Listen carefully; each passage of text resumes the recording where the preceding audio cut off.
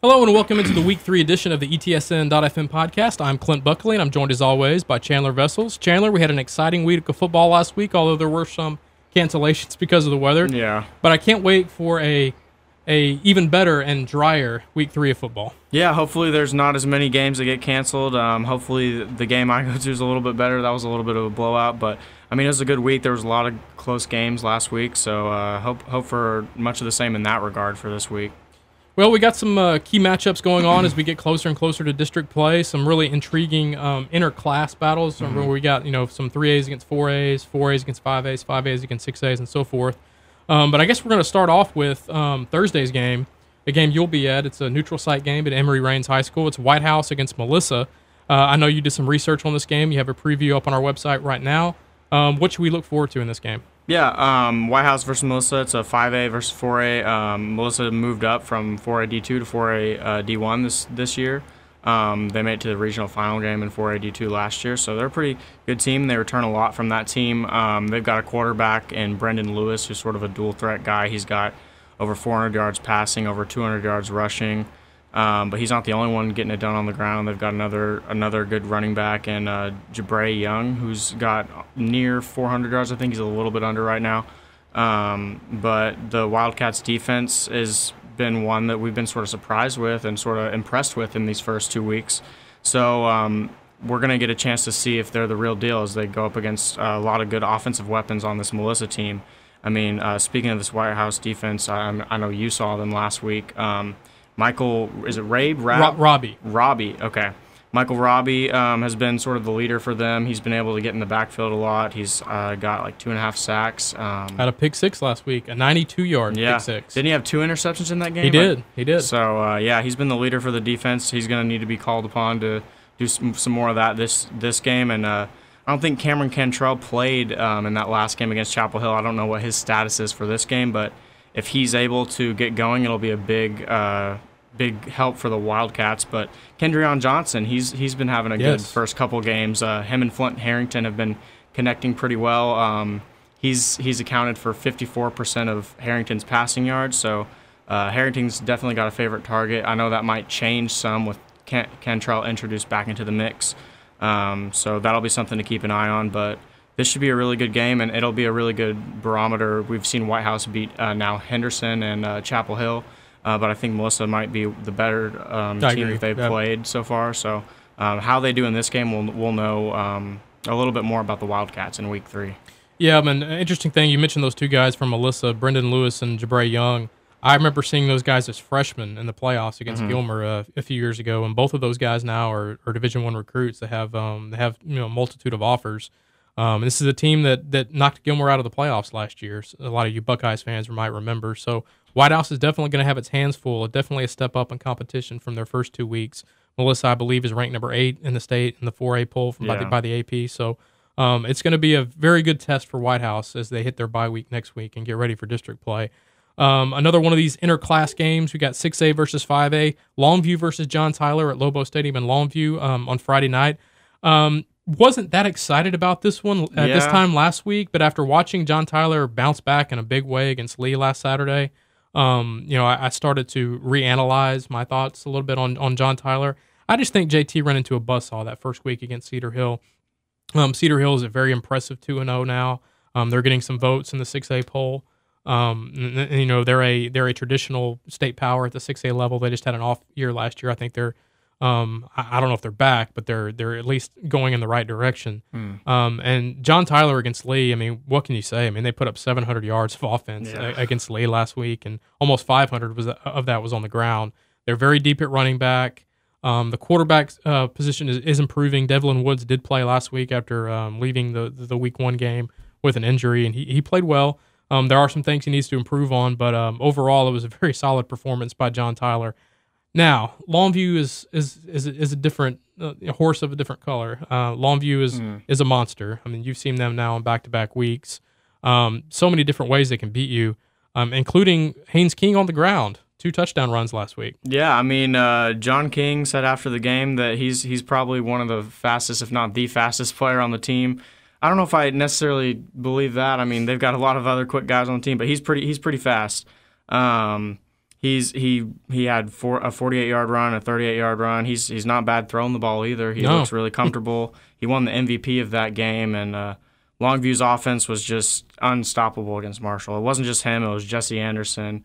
It was a multitude of receivers. Camden Perry kind of had an off week after his record-setting week against Lufkin, but I have no doubt that he'll bounce back after that.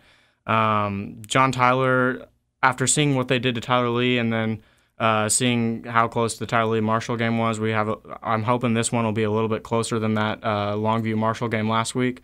But I mean, it'll be whoever's covering that game for us. I think we've got a stringer out there covering that game for us. So they'll be in for a treat. Yeah, and I think what the interesting thing about this is John King, I think, is 64-5 at home in his career. 3 of those losses are to John Tyler, including the last 3 times John Tyler went to Longview. They came out with a win. Now, I'm just saying that. I mean, I obviously think Longview is the favorite, and they should be considered the favorite going into this game. But just keep that in mind. I mean, for those expecting a repeat performance of last week, Longview against Marshall, I don't think we're going to get that. I think it'll be a more competitive game. How much more competitive? No idea. But I think John Tyler has really turned a corner last week in their win against Lee. A game I'll be going to Friday, Carthage versus Marshall. I've been waiting for this game for a long time. These two teams are separated by less than 30 miles along Highway 59, and they have not played each other in a game that counts since 1981. That was before I was born. That was way before you were born.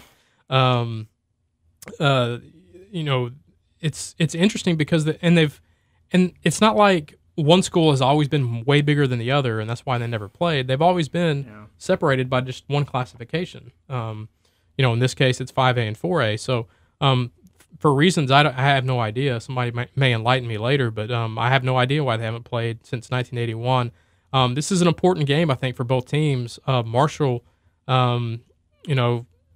they took their medicine last week against Longview. I mean, they were feeling good about themselves coming off that season opening win against Lee, and just ran into a buzzsaw against Longview and got off to just a really bad start.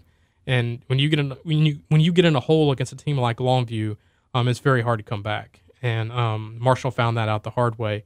So I do expect them to come out with a much better start against Carthage. Yeah. I think the big key in this game is, and you've seen it, and I've seen it too. Marshall is so dependent on J.J. Green on their offense because they don't really have a traditional running game. They don't have a running back that can take the pressure off of J.J. Green's, and he's asked to do a lot in that offense, not just throw it, but also pick up yards with his legs.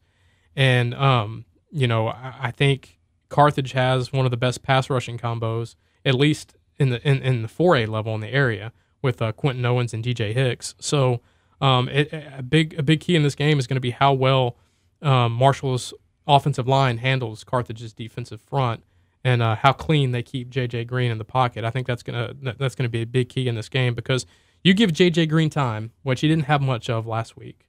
If you give him time and allow his receivers to do their thing downfield, get open, what they do best, Marshall's a dangerous team on offense. They just got taken out of their game plan, so to speak, last week against Longview. And for Carthage, I think they have an advantage up front on their offensive line. I think they're big enough they can push Marshall off the line of scrimmage somewhat. I don't think Marshall's very big up front on the defensive line, and I think Carthage's offensive line will be able to win a lot of one-on-one battles, and that's going to be key for them to keep their balance that they like so much with Tucker Smith at running back and then Gunnar Capps in the passing game. Keep that kind of on track. So, it's going to be really who wins the battle up front. If Marshall's offensive line handles Carthage's pass rush, I think Marshall has a very good chance to win this game. And if Carthage's offensive line does its thing and is able to kind of dictate the tempo when Carthage has the ball, I think we're in for a really good game. So I'm looking forward to covering that Friday night in Marshall.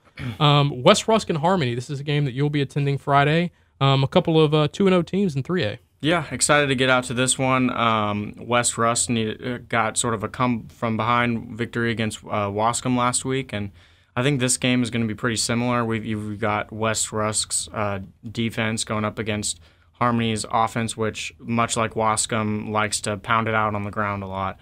They've got Barrett Hill back there, who's already got over 400 yards rushing through 2 games. But they do it with a number of guys. I mean, they've got 3 other guys who have over 100 yards rushing. So while Hill's the main guy, much like Wascom has TK Hamilton, Harmony likes to rotate backs out throughout the game. But West Rust's defense, I mean, we saw it last year, and we're starting to see it much of the same this year. They've been pretty dominant. They shut out ARP in week 1, and while Wascom did put up 17 points on them, they were able to shut out the Wildcats in the second half of that game last week. And made some plays on defense. Yeah, their defense was the reason that they won the game last week. I mean, they came up with several key plays, interceptions, fumble recoveries. They've already forced 6 turnovers in 2 games. So, I mean, West Rust defense is for real, and they're led by Orlando Cortez and Diego Molina, who were members of that team last year. They're leaders this year after the Raiders lost a few of those guys from last year. So there are a couple of the guys that were able to come back. They've combined for 14 tackles for loss. They're up there in the tackle leaders. They're able to get into the backfield and mess with those running backs and quarterbacks. This week it's going to be more of running backs. But Harmony's defense isn't bad either. I mean, they've got a few linebackers. Easton Blackstone, who's been able to make some big plays this year. He's got 28 tackles so far. He leads them in tackles. I don't know if they've faced a team as good as West Rust yet. West Rust probably not a team that's as athletic. Yeah, West Rust is I believe number 9 in the AP poll in 3A. So it'll be a really close game, I feel like, and I mean it's at Harmony. It's in Big Sandy, so maybe that'll give the Eagles a little bit of an edge, but I think it'll be another close game. I could see this game being decided by 1 score or 2 scores. It's going to be really close and come down to the end. Yeah, I hope so. You'll be there, so you hope. I'm trying to speak it into existence right now. All right, well, one more game left to talk about, and it's a game that a lot of people, at least down in the southeast part of the state, are going to talk about, and that's Newton versus West Orange Stark. These are 2 of the best programs in Southeast Texas historically, and it's been a few years since they played each other. Obviously, these 2 programs need no introduction. Newton won the state title last year. They're ranked number 1 this year, on their way to what looks like another state championship. West Orange Stark has made 4 straight state title games in Class 4A. They've won 2 of those. And for them to meet on the field while the programs have been at this level, it's fun. I know you're excited to see how this game shapes out, as am I. Yeah, I mean, West Orange Stark lost to Nederland in week 1, but they bounced back pretty nicely last week with a 47-0 victory over Little Cypress, Mauriceville. So, I mean, both these teams have a combined, I believe it's like a combined 10 guys with Division I scholarship offers, 6 of those being on Newton. So, I mean, you've got Darlin Barlow, who's always a threat to make big plays on the ground. You've got Tamazier Brown, who can do it either receiving the ball or on the other side of the defense. He's a lockdown corner. He led the area in interceptions last year. I'm not sure. He's probably going to climb up that board as the year goes on. Had a pick 6 last week. Yeah. So that defense, it's not just him. It's James Sylvester on the end. It's Jadrian McGraw, who's replacing Corbin Foster from last year playing linebacker. He's been really good in the first couple of games.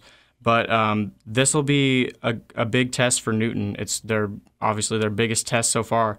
They got out a little slow against Silsby last week, but they eventually came around and got business as usual. Yeah, in the second half they were pretty good, but for a while there it was a little bit close. But I don't think they're going to be able to come out slow like that against a team like West Orange Stark. They're going to need to sort of hit the gas from the get-go. But, yeah, it should be a pretty good game. I'll tell you one thing, though. If Newton does to West Orange Stark what they've done to their first 2 opponents, I mean, what kind of message does that send? I mean, obviously everyone knows how good they are, and they're going to be favored pretty much in every game they play from here on out. But then you have to start talking about Newton on a historical level. I mean, obviously they still need to go ahead and win state this year. But West Orange Stark, as good a program as they are, if Newton's able to handle them like they've handled their first 2 opponents, I mean, that would be crazy. I'm not saying that's going to happen, but it wouldn't surprise me with just the way Newton has played. And, you mentioned West Orange Start getting off to the slow start a couple of weeks ago. So just interested to see how Newton handles a program the caliber of West Orange Start, because in a couple of weeks they'll get another one like Gilmer to close out their non-district schedule. Yeah. So it's going to kind of, this one and then Newton's next game are their best chances, I think, to lose this year. I don't think any team in 3A Division II is really their match. So if they're going to lose, it's either going to be this week or in a couple of weeks after their first of 2 bye weeks, because they couldn't fill out a full schedule because nobody wanted to play them. But so those are the big games this week. Looking forward to those. There's plenty of other ones, obviously. Before we get out of here, we want to give a special shout out to our offensive and defensive players of the week. First up on offense, Texas High senior quarterback Colton Clack. Congratulations, Colton. He went 17 of 24 passing for 275 yards and 4 touchdowns. He also ran for a couple of touchdowns, so he accounts for all 6 Tigers touchdowns in their 43-35 win over cross-state rival, Arkansas High. And that was big because Clack and Texas High got off to a really rough start the week before, so it was nice to see them bounce back. So congratulations, Colton Clack. And on defense.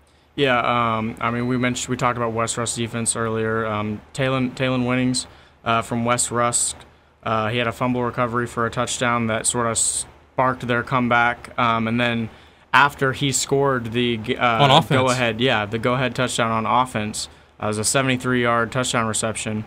He got the interception to seal the game. So congrats to Talon for coming up with a couple big plays and being a big playmaker on that defense where there's a ton of big playmakers. So. All right. Once again, congratulations to those 2 guys, our offensive and defensive players of the week. All right, that's going to do it.